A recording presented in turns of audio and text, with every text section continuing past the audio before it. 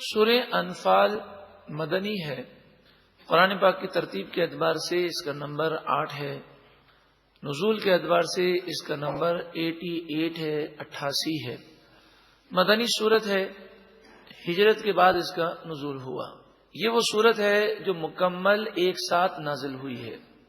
کئی صورتیں ایسی ہوتی ہیں کہ جو مختلف آیتیں مختلف وقت میں نازل ہوتی ہیں اور تھوڑی تھوڑی آیات کر کے نازل ہوتی ہیں.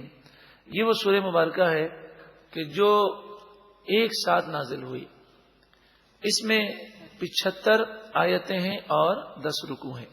انفال مال غنیمت کو کہتے ہیں. چونکہ غزوہ بدر کے موقع پر پہلی مرتبہ ایسا موقع آیا کہ مسلمانوں کے ہاتھ مال غنیمت آیا، تو پھر مال غنیمت کے متعلق سوال ہوا کہ مال غنیمت کی تقسیم کیسے ہوگی. تو اس سورہ مبارکہ میں ابتدا میں یہ فرمایا گیا کہ مال غنیمت کی تقسیم کا اختیار اللہ اور اس کے رسول کو ہے. وہ جس طرح چاہیں اس کو تقسیم فرمائیں.